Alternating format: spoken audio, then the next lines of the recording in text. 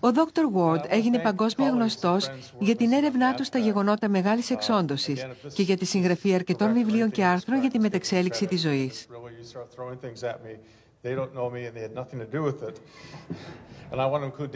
Η παρουσία του τράβηξε την προσοχή των συναδέλφων του σε πρόσφατα στοιχεία που δείχνουν ότι η έλλειψη οξυγόνου που παρατηρήθηκε αμέσως μετά τη μεγάλη εξόντωση των ειδών κράτησε για περισσότερο από 100 εκατομμύρια χρόνια. Για μεγάλο διάστημα μελετήσαμε διαχρονικά το διοξείδιο του άνθρακα.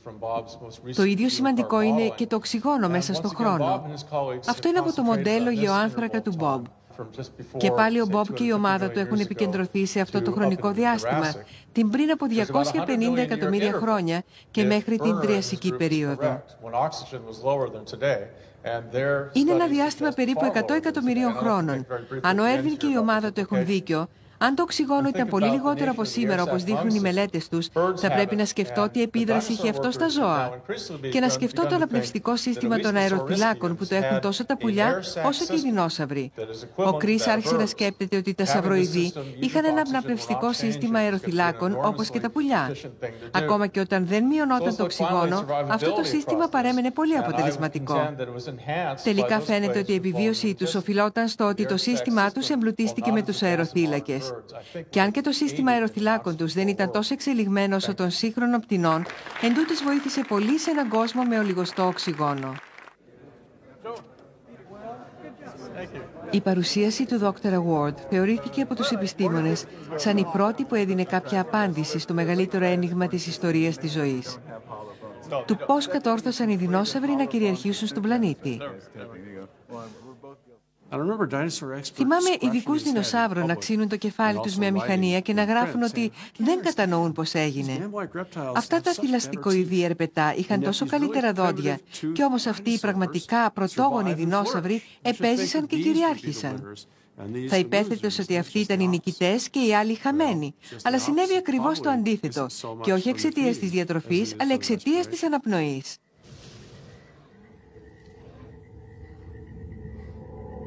Πώς όμως οι προγονείς μας πριν από 250 εκατομμύρια χρόνια, μόλις ξέφυγαν από τον αφανισμό, κατόρθωσαν να επιβιώσουν τόσο μεγάλο χρονικό διάστημα σε έναν πλανήτη με τόσο λίγο οξυγόνο?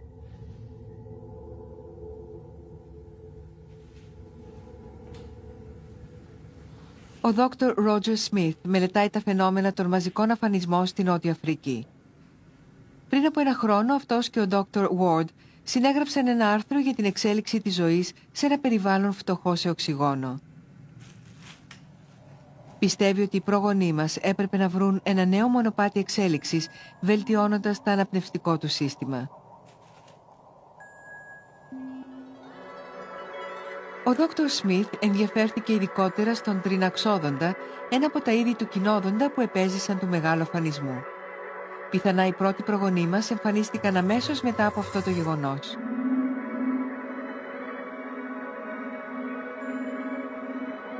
Παρατήρησε σε αυτά τα ζώα σημεία προσαρμογής σε ένα σύμπαν με λίγο οξυγόνο.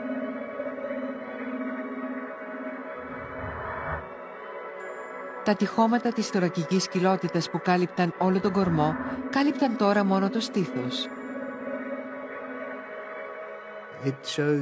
Δείχνει μια πολύ συγκεκριμένη αλλαγή στη μορφολογία των πλευρών στο μέσο του κορμού προς τα κάτω σε αυτό εδώ το σημείο. Μοιάζει πολύ με την αλλαγή στη μορφολογία των ανθρώπων. Και υποστηρίζεται ότι αυτό είχε γίνει για να υποστηρίξει το διάφραγμα, που φυσικά αυξάνει την ικανότητα της εισπνοής και της εκπνοής του αέρα από τον πνεύμονα.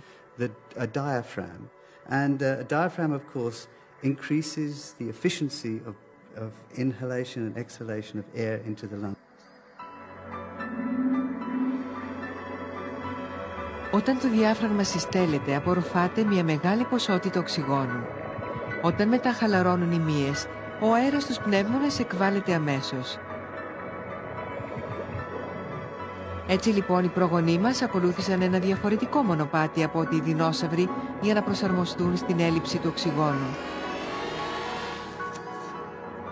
Αλλά ήταν λιγότερο επιτυχές από ό,τι των δεινοσαύρων.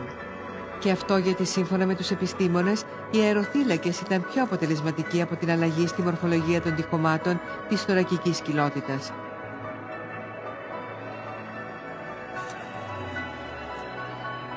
Εν τούτοις, αυτή η αλλαγή θα αποδεικνυόταν πολύ χρήσιμη αργότερα.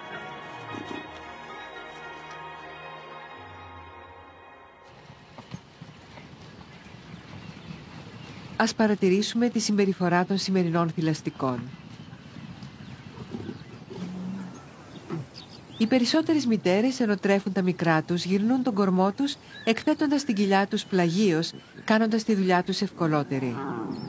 Αυτή η στάση ουσιαστικά είναι αδύνατη για τα ερπετά, γιατί τα τυχώματα της θωρακικής κοιλότητας εκτείνονται και κάτω από τον κορμό.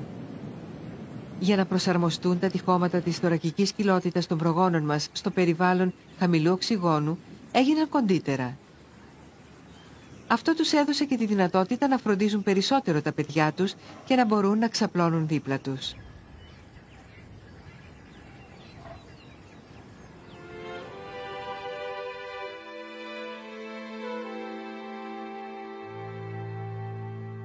Στη Νότια Αφρική ανακαλύφθηκαν τα απολιθώματα μιας μητέρας και του παιδιού της να είναι εξαπλωμένα το ένα δίπλα στο άλλο. Αμέσως μετά το μεγάλο αφανισμό, οι πρόγονοί μας υιοθέτησαν την τυπική συμπεριφορά των θηλαστικών και θύλαζαν τα νεογνά τους αφιερώνοντάς τους χρόνο και φροντίδα.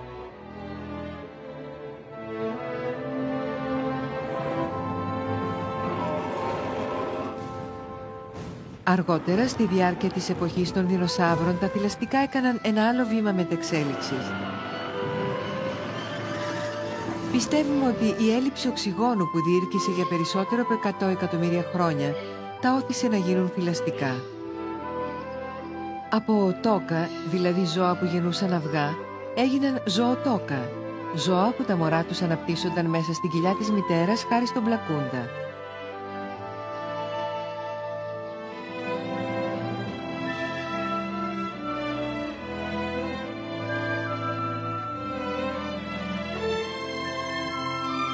Το αρχαιότερο απολίθωμα ενός πλακούντιου θηλαστικού ανακαλύφθηκε στην Κίνα. Ονομάστηκε Εωμαία, δηλαδή αρχαία μητέρα.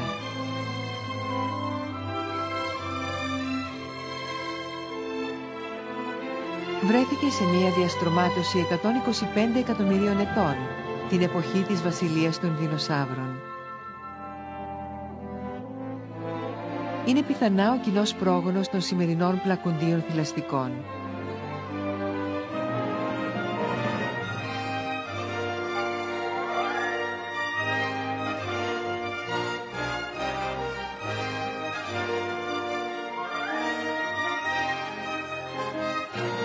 Ο Dr. G. Kiang, που ανακάλυψε το απολίθωμα, πιστεύει ότι σε αυτό το εχθρικό περιβάλλον, χαμηλού οξυγόνου και καταδίωξης από δεινόσαυρους, τα θηλαστικά πιθανά ανέπτυξαν αυτή την αποτελεσματική τακτική για να προστατεύσουν τα νεογνά τους και να εξασφαλίσουν τη διαιώνιση του είδους. Οι συνθήκες χαμηλής περιεκτικότητας σε οξυγόνο δεν ευνοούν την επιβίωση των ειδών. Ως εκ τούτου, τα θηλαστικά άλλαξαν το αναπαραγωγικό του σύστημα, ώστε η μητέρα να προστατεύσει τον νεογνώ και να μπορέσει να επιβιώσει. Όπως είπα προηγουμένως, σε ένα ζωοτόκο αναπαραγωγικό σύστημα, η τροφή και το οξυγόνο προσφέρεται από τη μητέρα στον νεογνώ, που είχε μεγαλύτερο πλεονέκτημα από το τόκο ζώο.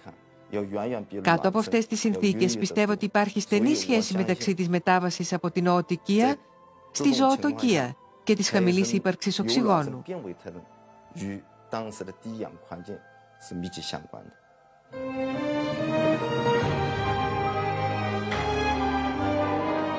Στα πλακούντια θηλαστικά, ένα νέο όργανο συνδέει τη μητέρα με το παιδί, ο πλακούντας. Μέσα στο πλακούντα, μέσω του ομφάλιου λόρου, τα ερυθρά αιμοσφαίρια της μητέρας κυλούν μέσα στα τριχοειδή αγγεία του εμβρίου.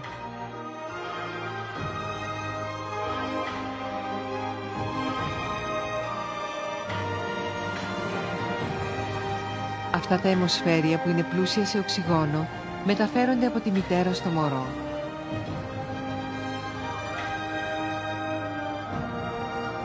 Αυτή η συνεχής προμήθεια με ανανεωμένο οξυγόνο βοηθάει την ανάπτυξη.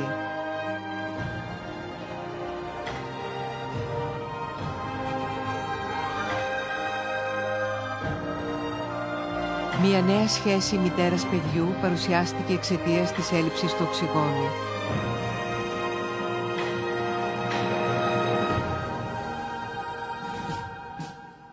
Αυτό καθιέρωσε τη μητέρα προστάτηδα σε ένα μόνιμο χαρακτηριστικό των θηλαστικών.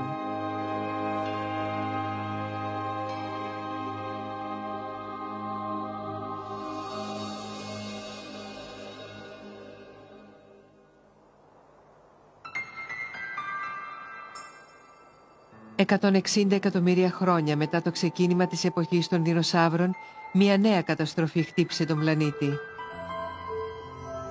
Ένας μετεωρίτης με διάμετρο 12 χιλιόμετρα συνετρίβει στη Γη, προκαλώντας ένα νέο συμβάν μαζικής εξόντωσης των ειδών.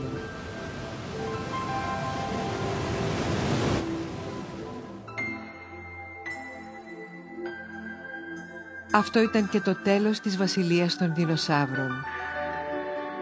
Τότε όμως το επίπεδο του οξυγόνου στην ατμόσφαιρα είχε αποκατασταθεί. Μια νέα εποχή ξεκινούσε για τη Γη.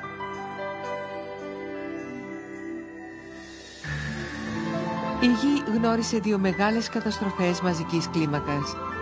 Μία πριν από 250 εκατομμύρια χρόνια και μία πριν από 65 εκατομμύρια χρόνια. Σήμερα πολλοί επιστήμονες πιστεύουν ότι χωρίς αυτά τα δύο συμβάντα η καταπληκτική ποικιλία που κάνει τόσο πλούσιο το οικοσύστημά μας δεν θα είχε δει το φως της ημέρας.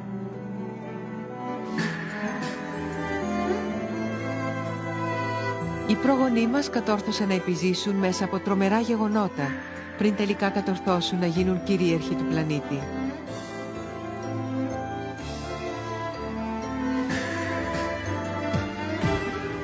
Τα πτηνά κληρονόμησαν το αναπνευστικό σύστημα των δεινοσαύρων και το υιοθέτησαν για να πολεμήσουν και να ανακαλύψουν μια νέα ελευθερία.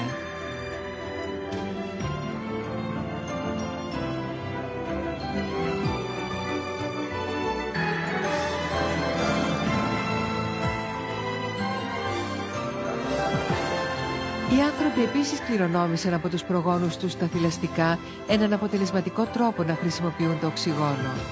Αυτό επέτρεψε ένα ακόμα μεγάλο βήμα μεταξέλιξης, την απόκτηση μεγάλου εγκεφάλου. Ο ανθρώπινος εγκέφαλος αντιπροσωπεύει μόνο το 2% του βάρους ενός ατόμου, αλλά καταναλώνει το 20% του οξυγόνου που απορροφάται από τους πνεύμονες. Αν οι προγονείς μας δεν είχαν βελτιώσει τον τρόπο χρήσης του οξυγόνου, η ευφυΐα του ανθρώπου δεν θα εμφανιζόταν ποτέ. Χάρη στην απόκτηση του μεγάλου εγκεφάλου, οι άνθρωποι ανέπτυξαν τεχνικές και πολιτισμούς με φαινομενική ταχύτητα. Σήμερα έχουν καθοριστική επίδραση στο μέλλον του πλανήτη.